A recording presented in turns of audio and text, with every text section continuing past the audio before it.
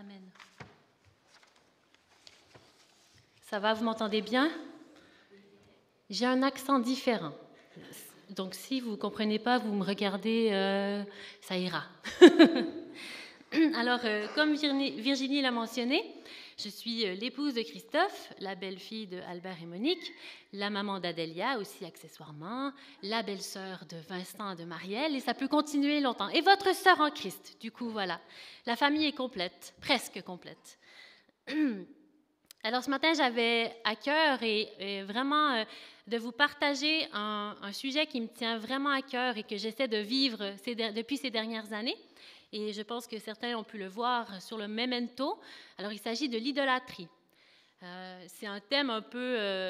quand j'étais enfant, c'était un peu un thème confus. J'avais de la peine à comprendre ce que ça voulait vraiment signifier. Et donc, voilà, je vais vous raconter un tout petit peu mon petit parcours par rapport à tout cela. En fait, quand j'étais enfant, avec ma famille, on allait à l'église, on fréquentait l'église très régulièrement, mes parents étant bien investis, nous, on était attachés, on allait chaque semaine et tout. Et dans une de ces salles pour le culte des enfants, il y avait des images dessinées des 10 commandements. Je ne sais pas s'il y a déjà eu ça ici par le passé, mais en tout cas, c'était bien pour décorer la salle. Et je me rappelle les avoir beaucoup observés, avoir passé du temps à les regarder, et je me disais, c'est vraiment très concret, très parlant. Tu ne voleras pas, tu ne tueras pas, etc. Mon mari disait, et celui sur l'adultère, mais voilà, celui-là, je ne me rappelle plus trop comment c'était indiqué, mais on le comprenait bien. Le seul avec lequel je pouvais avoir un peu de peine à intégrer, c'était « tu ne te feras pas d'idole ou d'image taillée », dans Exode 20 au verset 4. Et dans ma tête d'enfant, je pensais que ce commandement était pour une autre époque, pour un autre temps. Parce que je me disais, mais voilà, nous, les idoles, on n'est pas très concernés. Moi, je suis chrétienne, j'aime Dieu, je viens à l'église plutôt que d'aller à des loisirs de week-end, alors je ne voyais pas en quoi ça me concernait. Et la vie poursuivit son cours. Et à un moment donné, Dieu a dû m'en reparler. J'étais à la fin de mes études bibliques au Québec.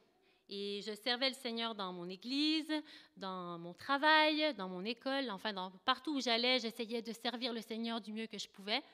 Et ma vie de l'extérieur semblait bien, pleine, mais j'ai envie de dire pleine à craquer. Parce qu'il y avait des choses qui ne fonctionnaient pas en moi. J'avais le sentiment d'avoir une monstre incohérence entre ce que je voulais vivre profondément avec Dieu et ce que je vivais en réalité. Et à un moment donné, ça a commencé à générer toutes sortes de sensations, d'émotions où je me disais, mais pourquoi je me sens de plus en plus anxieuse, j'étais stressée, j'avais toutes sortes de choses qui ne fonctionnaient pas, alors c'était indicateur qu'il y avait un problème. Et après quelques années dans cet état, au bout d'un moment, j'en ai eu marre. Et je me rappelle m'être isolée dans un temps pour prier et j'ai demandé à Dieu de me montrer en fait l'état de mon cœur, ce à quoi ressemblait mon cœur. Et j'ai été surprise parce qu'il m'a répondu, déjà.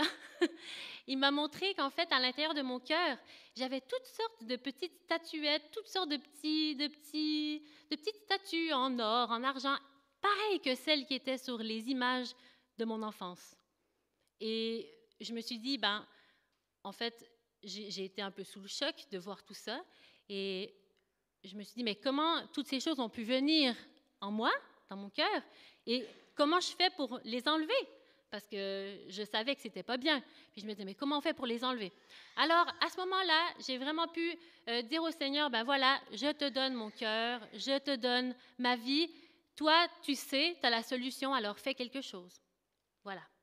Donc, je me fais une petite pause ici pour l'histoire du témoignage personnel et on va aller lire le psaume qui est sur votre memento ou même dans votre Bible, si vous avez.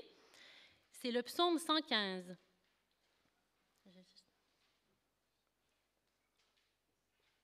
Voilà.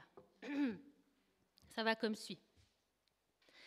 Non pas à nous, Éternel, non pas à nous, mais à ton nom donne gloire, à cause de ta bonté, à cause de ta fidélité. Pourquoi les nations diraient-elles, où donc est leur Dieu? Notre Dieu est au ciel, il fait tout ce qu'il veut. Leurs idoles sont de l'argent et de l'or, elles sont l'ouvrage de la main des hommes.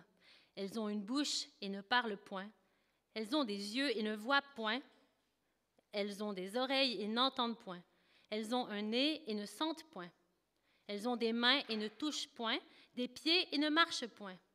Elles ne produisent aucun son dans leur gosier. Ils leur ressemblent tous ceux qui les fabriquent, tous ceux qui se confient en elles. Israël, confie-toi en l'Éternel. Il est leur secours et leur bouclier. Maison d'Aaron, confie-toi en l'Éternel. Il est leur secours et leur bouclier. Vous qui craignez l'Éternel, confiez-vous en l'Éternel. Il est leur secours et leur bouclier. L'Éternel se souvient de nous. Il bénira la maison d'Israël. Il bénira la maison d'Aaron. Il bénira ceux qui craignent l'Éternel, les petits et les grands. L'Éternel vous multipliera sa faveur, à vous et à vos enfants. Soyez bénis par l'Éternel qui a fait les cieux et la terre. Les cieux sont les cieux de l'Éternel, mais il a donné la terre au Fils de l'homme. Ce ne sont pas les morts qui célèbrent l'Éternel, ce n'est aucun de ceux qui descendent dans le lieu du silence. Mais nous bénirons l'Éternel dès maintenant et à jamais. Louez l'Éternel. On l'a chanté ce matin en plus, c'est super. Merci pour la louange au passage. Alors ce psaume a été écrit dans une période de crise nationale où le peuple de Dieu, Israël, était interpellé à détourner les yeux de ses idoles et à les replacer sur Dieu afin de chercher leur secours en lui, parce qu'ils savaient que Dieu est bon et fidèle par sa nature. Cependant, vous serez d'accord avec moi, l'homme étant ce qu'il est, il est un peu changeant, vulnérable, et puis il peut vite détourner son regard de Dieu et lui faire perdre cette première place dans l'intimité du cœur pour se détourner et aller vers autre chose, des idoles. L'auteur du psaume nous explique que l'homme fabrique ses idoles avec des yeux, avec des oreilles, un nez, une bouche, des mains, des pieds. En fait, il fait les idoles un peu semblables à lui, comme si elles étaient vivantes. Et l'auteur nous dit aussi que ces idoles sont faites de matériaux qui miroitent la lumière, l'or, l'argent. Elles savent se rendre si attrayantes, fascinantes et précieuses. On a envie de les regarder, de les contempler. Par contre, elles ne produisent aucun son dans leur gosier. Elles ne parlent pas, elles ne voient pas, elles n'entendent pas, elles ne bougent pas, elles font rien en fait. Elles sont que là pour miroiter une lumière. L'auteur continue dans le verset 8, il dit « Il leur ressemble, tous ceux qui se confient en elles, ou qui les fabriquent, ils leur ressemblent. » Ça veut dire quoi? Si on fait un peu d'anthropologie hébraïque, je vous rassure, c'est un grand terme, mais c'est tout à fait simple, anthropologie hébraïque, le fait de devenir des idoles est terrible, parce qu'en fait, pour le peuple hébreu, le fait de pouvoir témoigner de Dieu, de pouvoir témoigner de ce qu'ils ont vu de la main de Dieu, de ce qu'ils ont entendu de la voix de Dieu et ce qu'ils ont vécu avec Dieu est hyper important. Et ça place en fait l'homme dans une relation particulière avec le Créateur, dans une relation vivante avec son Créateur. Et ça le distingue de l'animal. Voyez? Donc c'est hyper important que l'homme puisse être dans une relation vivante et pouvoir être maître de ses sens quelque part. Et le fait de se prosterner ou de servir des idoles ou de chercher à les satisfaire, quelque part, on se coupe de cette relation vivante avec Dieu.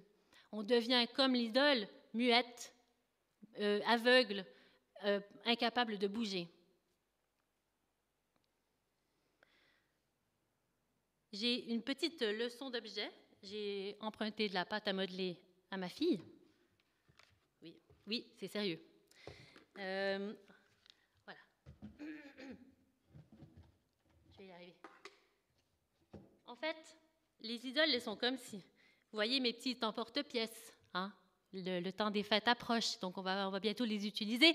Mais moi, je les utilise ce matin pour parler d'idolâtrie, dans ce sens où l'idole est quelque chose de brillant, comme ces petits moules à biscuits, ces emporte-pièces. Et quelque part, ils ont une forme bien précise. Et l'idole, en fait, ce qu'il fait, c'est qu'il a cette forme un peu rigide. Et on va dire que cette pâte à modeler représente nous, notre cœur, ce que nous sommes, en fait, notre être. Et quand on commence à se prosterner devant des idoles, ou on commence à leur accorder cette place dans notre vie plutôt que Dieu, quelque part, ces idoles viennent dans nos vies, elles s'attachent à nous, et on essaie, malgré nous, d'entrer dedans. Et quelque part, ça laisse notre cœur un peu figé et ça durcit et voilà. L'idole a pris sa forme, mais c'est tout.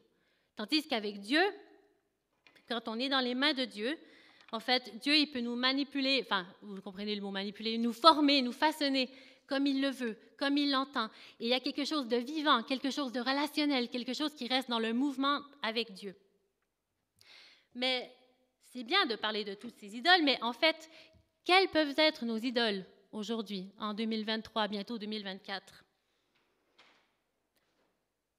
Ces idoles qu'on fabrique aujourd'hui ne sont peut-être plus de matériaux d'or ou d'argent, mais je pense que ces idoles sont, par exemple, un idéal de perfection à atteindre, une apparence physique ou une apparence spirituelle, un concept, la facilité, une façon de s'alimenter aussi parfois, un système de pensée, l'image de la famille parfaite, l'opinion, le regard des autres, l'amitié parfaite, le conjoint parfait, mon ministère ou mon service dans l'Église, ma réputation, mon style de vie, un idéal de communauté, la tradition, mon confort, le succès financier, la conformité, un modèle d'éducation, l'enfant parfait, et même une image statique et faussée de Dieu. Toutes ces choses peuvent entrer dans l'idolâtrie. Bien sûr, ces choses-là ont l'air louables et peuvent partir d'une bonne intention à la base, bien sûr. Mais en fait, elles viennent dans nos vies et elles font un peu comme ça, miroiter une forme de succès, comme si on avait réussi notre vie ou comme si on pouvait être en sécurité ou même en paix. Mais en fait, plus on a l'impression qu'on va les atteindre ou qu'on est en train de l'atteindre, tout d'un coup, elles nous échappent et on doit encore les pourchasser. En fait, l'idolâtrie, c'est cela. Ça nous fait miroiter quelque chose qui a l'air tellement génial, mais en fait, une fois qu'on essaie de s'en approcher, elle fuit. Et du coup, ça nous laisse un sentiment de frustration, de culpabilité, d'amertume, de colère, ou parfois même d'arrogance quand on a l'impression qu'on a réussi. Et au final, quand on les continue de poursuivre ces choses, eh bien, on se coupe de la relation avec Dieu. Et à l'intérieur, il reste un silence, comme moi j'avais aussi à cette époque, au début. Ce silence, comme si Dieu n'était plus là, comme si Dieu ne parlait plus, comme si il manque quelque chose de vital. Le contraire de cela, c'est Dieu en fait. Parce que Dieu est accessible à celui qu'il cherche. Il ouvre ses bras, parce qu'il a des bras, il ouvre ses bras pour accueillir ceux qui viennent vers lui. Quand on fait un pas dans sa direction, lui, il en fait 1000. Il cherche cette relation vivante avec nous. Il a le meilleur pour nous. Et c'est pour ça aussi, dans Deutéronome 6, verset 5, il nous demande de l'aimer, lui, de tous nos cœurs, nos forces et nos pensées. Malheureusement, on est parfois tellement habitué de servir des idoles et à demeurer insatisfait en nous-mêmes, qu'il peut même arriver qu'on voit Dieu comme une idole inerte qui ne peut rien faire pour nous. Et puis on se dit, Dieu, il ne peut pas être aussi fidèle, bon et grand qu'il le prétend. Du coup, comme je ne suis pas certaine de pouvoir m'attacher à cela, je m'attache à quelque chose de visible, de réaliste et de rationnel, de concret, pour pouvoir avoir un sentiment d'avoir bien fait ma vie ici, d'avoir réussi. Et en attendant, le cœur devient partagé entre Dieu et ses idoles autour de nous. On ne sait plus trop où on en est. Je vous parle de témoignages personnels. La seule manière pour nous d'être réellement vivants est de pouvoir entendre et répondre à l'appel unique de notre Créateur, de vivre des nouvelles perspectives ou des projets dans la relation avec lui. Plus la relation avec Dieu, elle grandit, et plus je me sens construit, établi et épanoui dans ce que Dieu m'a créé pour être. Dieu est lui-même la vie, celui qui est, la parole qui fait vivre, le pain de notre subsistance pour chaque jour. Dans Deutéronome 8, 3, Dieu dit « L'homme ne vivra pas de pain seulement, mais de toute parole qui sorte de la bouche de Dieu. » La parole de Dieu, elle est créatrice, on l'a chanté même ce matin. Elle a créé le monde, elle a appelé les choses qui n'existaient pas à l'existence. Elle nous a créés, elle fait vivre, elle ouvre les perspectives et Dieu veut encore parler dans nos vies et se manifester, encore aujourd'hui, manifester sa présence, manifester sa gloire. Dans la suite de ce que je vous ai partagé un peu plus tôt, en début, concernant mon parcours, ça a été un long processus où le Seigneur a commencé à me montrer gentiment, une après l'autre, les petites statuettes qui étaient à l'intérieur de mon cœur, et il a commencé à adresser chacune d'elles pour les mettre en lumière et que je puisse travailler ça dans ma vie. Et l'une d'entre elles a été dévoilée, si je peux dire comme ça, juste avant notre mariage avec Christophe. Salut mon amour. Voilà, juste avant notre mariage. Jésus m'avait dit, je ferai de toi une épouse. Alors moi, j'étais toute fière que le Seigneur m'accorde ce privilège d'être une épouse. Mais en fait, j'ai commencé à me dire à l'intérieur de moi-même que je devais ressembler à l'épouse chrétienne parfaite. Et ça me faisait un peu peur. Alors j'ai commencé à lire plusieurs livres, je me suis renseignée, j'ai étudié des femmes dans la Bible, j'ai observé des épouses d'amis, j'ai fait plein de choses. J'ai regardé les femmes dans l'église, je me disais, ah oui, ça me plaît, sa manière de fonctionner, j'aimerais faire comme ceci, j'aimerais faire comme cela. Et du coup, ça a été comme ça pendant plusieurs mois. Et à un moment donné, le mariage approchait et je me sentais de plus en plus anxieuse, coupable. Je me mettais même en colère contre Christophe, mais pour aucune raison. Des trucs, voilà, il y avait des choses à l'intérieur de moi qui bougeaient et ça faisait un peu des étincelles. Et un soir, j'en parlais avec une amie à moi et elle m'a dit, ce ne serait pas par hasard l'idole de l'épouse parfaite? Et je me suis dit, ah ouais, en fait, ça fait du sens. Et tout d'un coup, j'ai senti comme l'emprise de ça sur ma vie qui m'a lâché d'un coup. Alors, une fois qu'il avait été mis en lumière, j'ai pu confesser cela à Dieu. J'ai dit, pardon Dieu d'avoir poursuivi cette image que je croyais d'être l'épouse parfaite et qui allait correspondre à ton projet. Pardon d'avoir fait cela plus que de te poursuivre, toi, de toutes mes forces. Et après, voilà, j'ai senti que Dieu, il me disait vraiment...